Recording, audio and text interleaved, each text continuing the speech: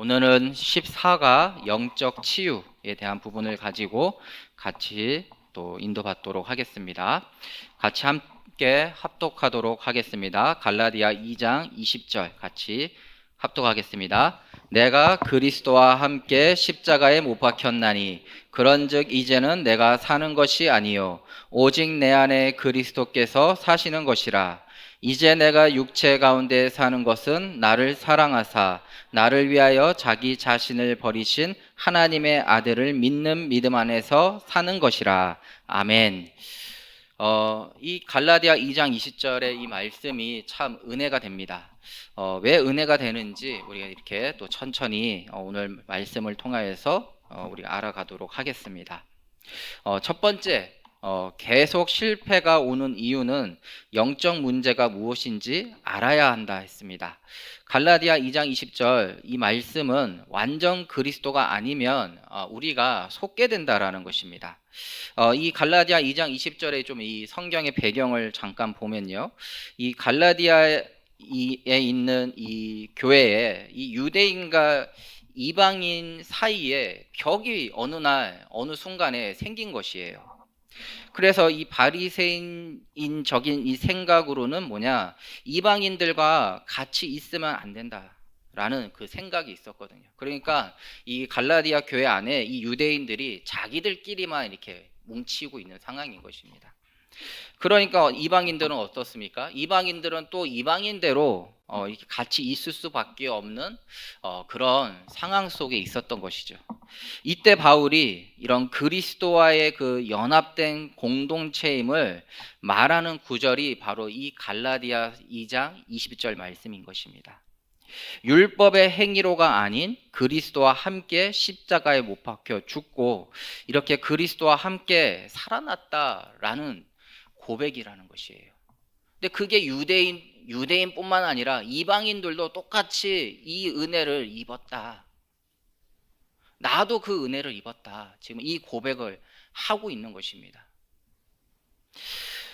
그래서 갈라디아 2장 20절 잠깐 다시 한번 읽어보면요. 이제 내가 육체 가운데 사는 것은 나를 사랑하사 나를 위하여 자기 자신을 버리신 하나님의 아들을 믿는 믿음 안에서 사는 것이라. 우리 갈라디아 교회 모든 성도들, 유대인이든 이방인이든 우리는 어떻게 하냐? 나를 사랑하사 나를 위하여 자기 자신을 버리신 하나님의 아들을 믿는 믿음 안에서 우리가 살아야 된다.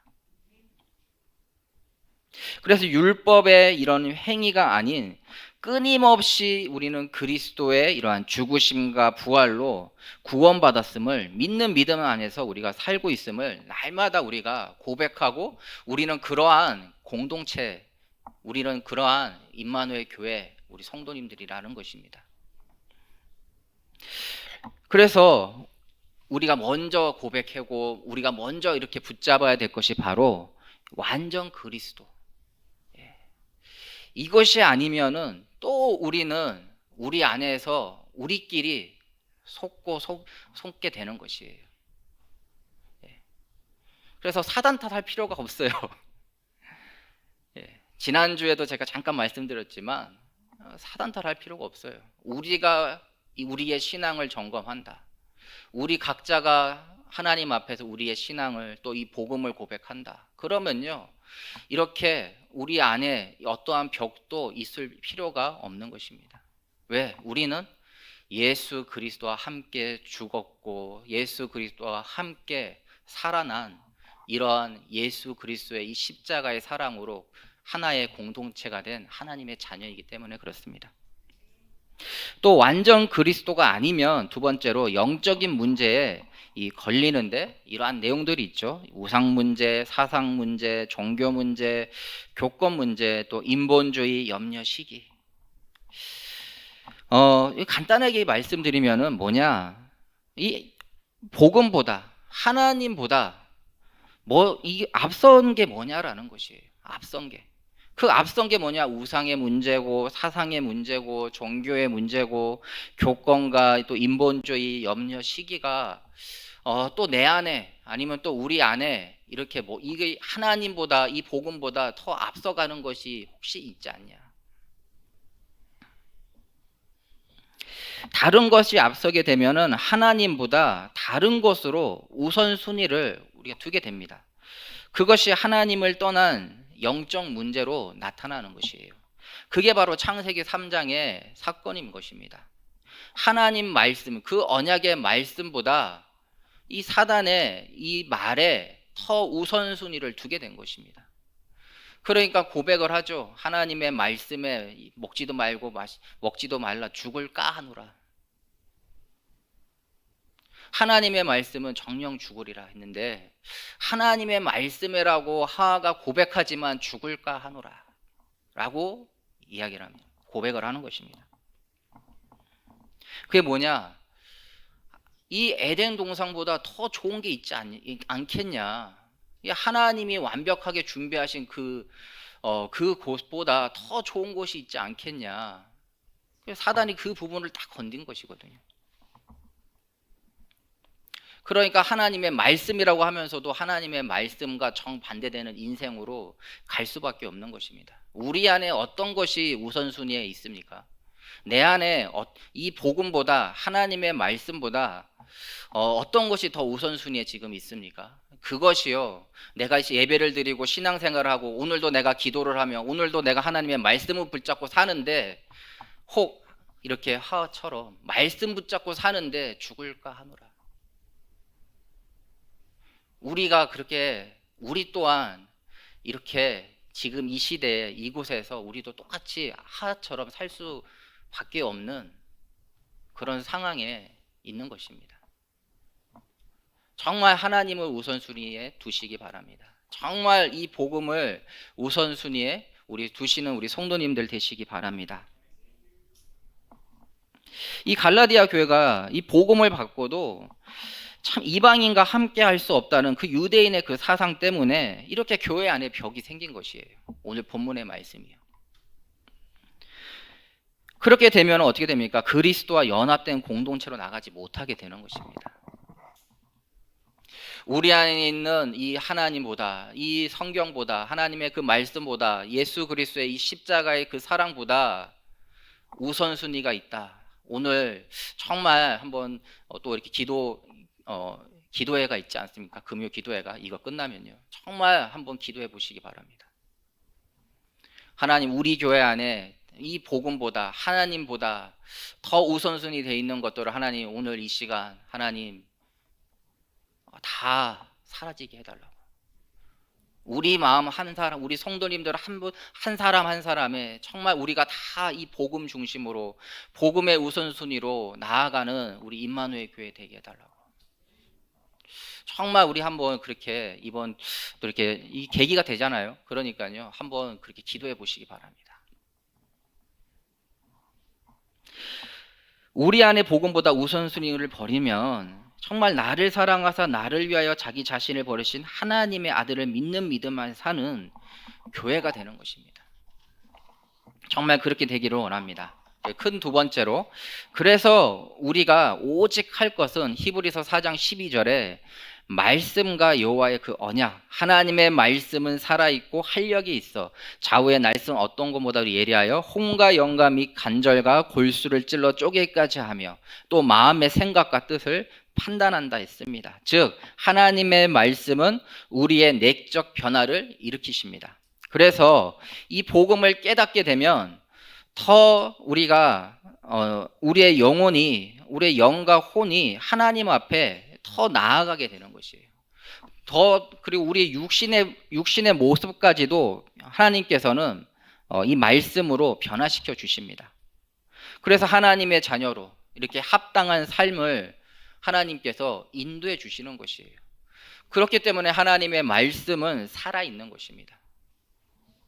오늘도 우리 가운데 이 하나님의 말씀을 붙잡고 나아간다고 한다고 하면요, 그 하나님의 말씀은 살아서 움직여서 우리의 심령을 치유하시고 우리의 생각을 고쳐주시고 우리의 마음을 하나님을 향해 나아가게끔 하게 하시는 것입니다. 그 살아 역사하시는 그 하나님의 그 말씀, 우리가 그렇기 때문에 하나님 앞에 우리가 회개하게 되었고, 또 회개하는 바로 따라온 게 뭡니까? 믿음이 딱 따라오죠. 내가 하나님의 자녀가 되었다. 또 이 믿음은 다시 이게 쳇바퀴 돌듯이 도는 것이에요. 이 믿음으로 하여금 또 하나님 앞에 우리가 또 나아가게 되는 것입니다. 그래서 우리 마음에 마태복음 17장 1절에서 8절에 오직 예수 그리스도, 이것이 우리 마음속에 딱 남게 되는 것이에요. 하나님의 말씀을 묵상하고 하나님의 말씀으로 나아가는데 우리 안에 모든 다른 우선순위가 다 우리 안에서 벗겨지고 우리 안에 딱 남는 게 바로 예수 그리스도. 그래서 이 변화산에서 마지막에 8절에 제자들이 눈을 들어 보매 오직 예수 외에는 아무도 보이지 아니하더라. 우리 성도님 한 분 한 분 우리 안에 많은 문제, 많은 사건, 많은 것들이 있을지언정 우리의 눈과 우리의 믿음은 무엇입니까? 오직 예수에는 아무것도 보이지 아니하더라. 우리가 그 믿음이 회복이 된다고 하면요, 우리 각자 한 명 한 명이 이 믿음을 향해 우리가 나아간다고 하면은 하나님께서는 반드시 우리 교회를 통하여서 이 지역을 살리고요, 또 우리 성도님들 현장을 살리실 줄 믿습니다.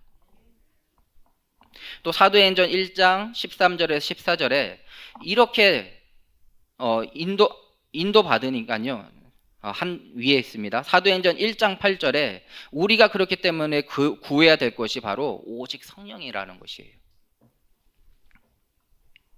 이 복음은 예루살렘과 온 유대와 사마리아 땅끝까지 이르러 내 증인이 되리라. 즉 유대인에게서부터 이방인에게까지 이 복음이 전달되는 것을 볼 수가 있습니다. 그래서 사도행전 1장 13절 14절에 계속 무엇을 구합니까? 이 마가의 다락방에 모여서 오직 기도를 했는데 여기에서 무엇을 구하고 찾고 두드리냐라는 것이에요. 저는 오직 성령을 놓고 기도하지 않았나라고 생각이 듭니다. 그러니까 그 결과가 사도행전 2장 1절에 오순절 날에 이미 이름에 그들이 다 같이 한 곳에 모였더니 뭐예요? 예루살렘에서부터 이 성령 강림이 일어났고 예루살렘부터 생명운동이 이제 시작되는 이 모습을 우리가 볼 수 있습니다. 그러면서 3절에 각 사람 위에 하나씩 임하였더니 라고 했습니다. 정말 이 성령의 강림이 임한 그 사건을 체험하게 된 것이죠. 그러면서 이 47절에 하나님을 찬미하며 또 온 백성의 칭송을 받으니 주께서 구원받은 사람을 날마다 더하게 하시느니라. 예루살렘부터 정말 오직 성령을 구한 이 마가에 모인 제자들이, 이 70인 제자들이 이 구하는데 오순절 날에 이 생명운동이 시작되었고 이 성령의 강림이 그 현장에 나타나게 되었고 바로 세계복음화의 그 시작이 그 현장에 시작되게 된 것입니다. 우리가 정말 오직 해야 될 것이 무엇입니까? 바로 말씀에 오직 하시기 바랍니다. 그리고 그 말씀 가운데에서 하나님께서 나에게 주시는 그 은혜를 가지고 오직 예수 그리스도 하시기 바랍니다. 그럼 우리가 구해야 될 것은 오직 성령인 것이에요. 그 속에서 우리가 진짜 구하고 찾고 두드리는 게 뭐냐? 무슨 기도를 해야 되는 것이냐? 이 성령 충만함을 우리가 기도해야 하는 것입니다. 나의 현장에, 나의 가정에, 나에게, 우리 교회에, 이 지역에 하나님 성령이 임하게. 그럴 때 주께서 구원받은 사람을 날마다 더하시니라. 이 세계복음화의 시작이 되는 줄 믿습니다. 그래서 우리가 큰 세 번째로 속지 말아야 될 것이 바로 사단에게 속지 말아야 되는 것입니다. 요한복음 8장 44절에 너희는 너희 아비 마귀에게서 났으니 너희 아비의 욕심대로 너희도 행하고자 하느니라. 그는 처음부터 살인한 자요 진리가 그 속에 없으므로 진리에 서지 못하고 거짓을 말할 때마다 제 것으로 말하느니 이는 그가 거짓말쟁이요 거짓의 아비가 되었습니다. 이 구절의 말씀의 이 내용을 조금 이렇게 보면요, 이 요한복음 8장 44절은 이 바리새인들이 그들의 아비 마귀에게 속한 것을 지금 말하고 있는 것입니다.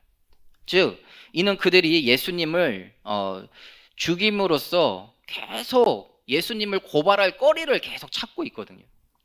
그래서 바리새인, 사두개인 이 둘은 앙숙인데도 이 부분에 있어서는 서로 딱 이렇게 화친을 맺어요. 예수님을 공격하는 거기에서는.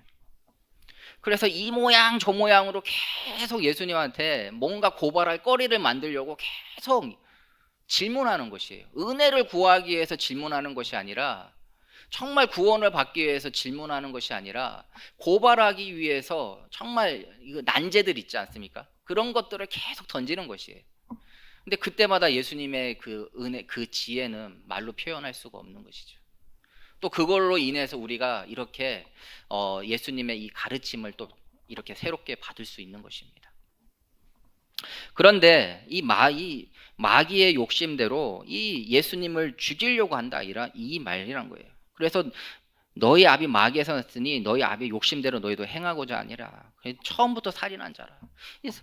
이 마귀가 이 창세기 3장에서 행한 것이 무엇입니까? 인간을 유혹을 해서 하나님께 불순종하도록 하고 그들의 영생을 잃어버리도록 만든 게 사단의 전략입니다.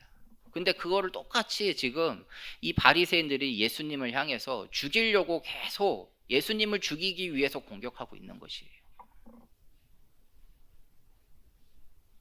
그래서 진리에 서는 참된 자유를 누리라는 이 예수님의 이런 말씀을 거부하고 이 진리에 서지 못했던 마귀와 같이 정말 이 처음부터 살인한 자와처럼 이렇게 지금 행하고 있는 이 바리새인들을 향해서 지금 말씀하고 있는 것입니다. 이 창세기 3장에 보면은 그렇게 영생을 잃어버리고요. 그 뒤에 어떻게 됐습니까? 동생 아벨을 죽였던 가인에게로 이 죄가 계속해서 전가되는 모습들을 우리가 볼 수 있습니다. 그래서 마귀의 이 본 모습은 거짓말쟁이고 거짓의 아비입니다. 이 창세기 3장의 이 마귀도 그의 거짓말을 통하여서 이 세상의 죄를 가지고 왔고, 또한 그런 의미에서 마귀는 거짓의 아비가 된 것입니다. 그래서 우리의 삶 가운데에서 정말 예수님의 이 가르침에 우리가 반응하기를 바랍니다. 나도 모르게 불신앙한다니까요. 우리가 하나님의 말씀에, 예수님의 이 가르침에 반응하지 않으면, 이 성경에 반응하지 않는다고 하면 나도 모르게 지지난주죠. 비난의 화살을 내가 쏘는 자가 되는 것입니다.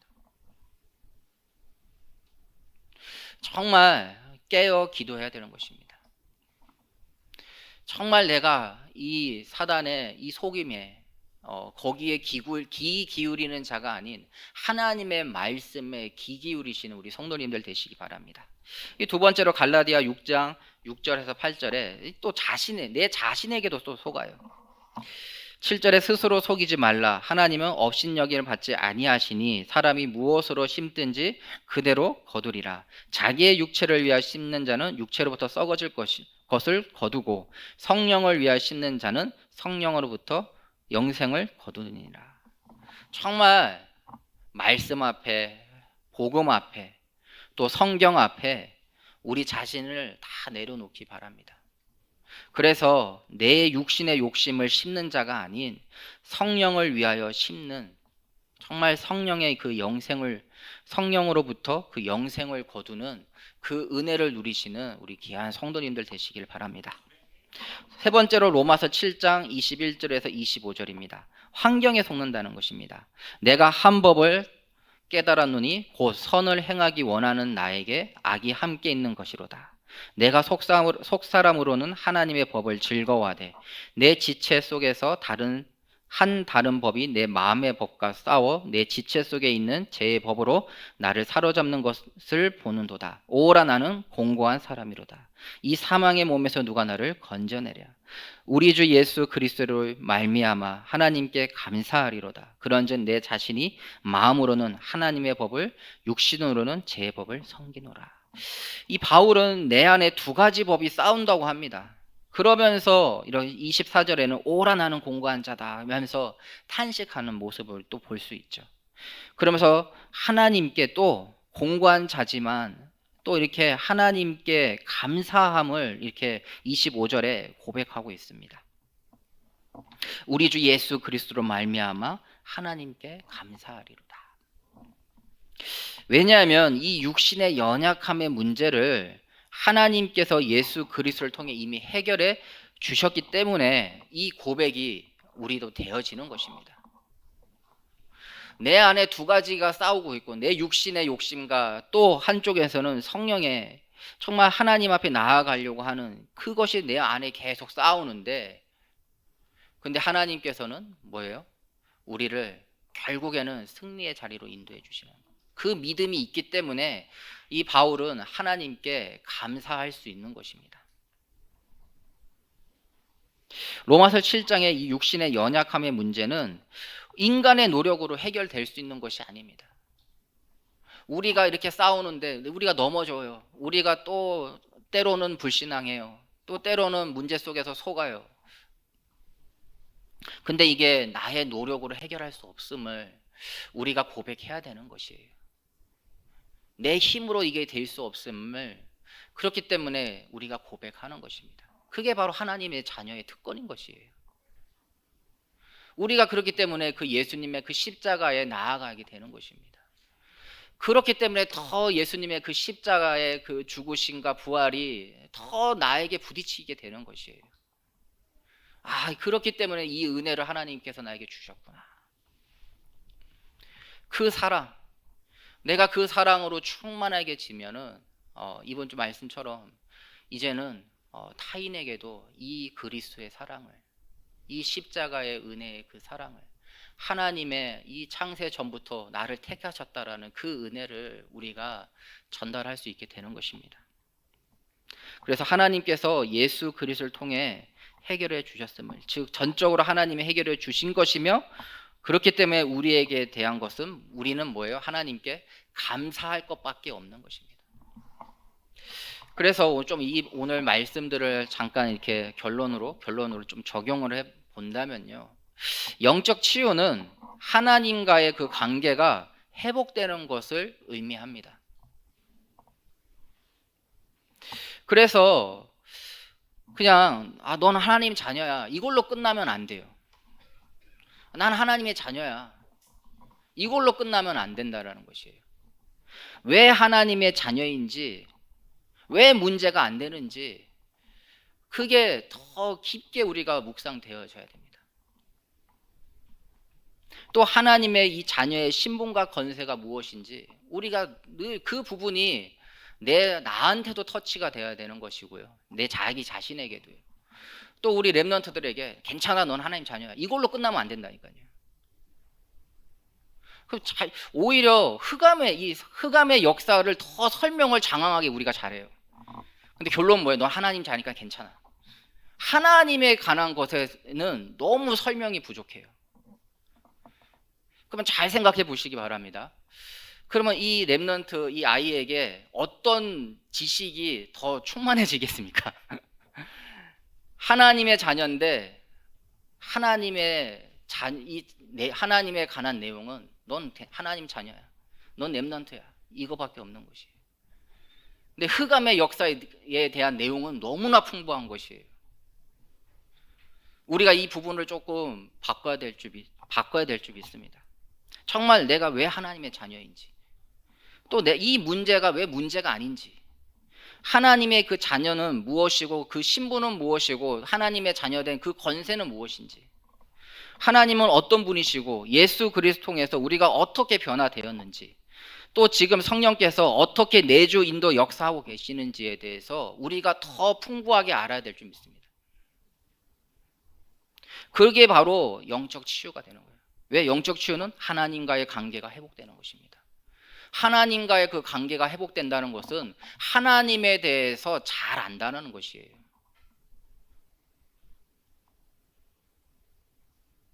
정말 우리 안에 하나님을 알아가는 것에 대한 그 즐거움이 넘치는 우리 성도님들 되시기 바랍니다. 그 속에 영적 치유가 있는 것입니다. 그래서 하나님에 대해서, 또 성경의 그 말씀에서, 또 이 복음 속에서 정말 이런 것들이 능통한 신앙인, 그리스도인, 제자 되시기를 축원드립니다. 제가 기도하고 마치도록 하겠습니다. 하나님 감사합니다. 하나님 말씀보다 이 복음보다 더 앞선 것들로 살았던 날들을 회개합니다. 끊임없이 그리스도의 죽으심과 부활로 구원받았음을 믿는 믿음 안에서 살고 있음을 우리가 날마다 고백할 수 있도록 우리에게 은혜를 주시고 힘을 주시며 말씀과 복음으로 하나님과의 그 관계를 먼저 누려지는 신앙생활 되게 주님 역사하여 주시옵소서.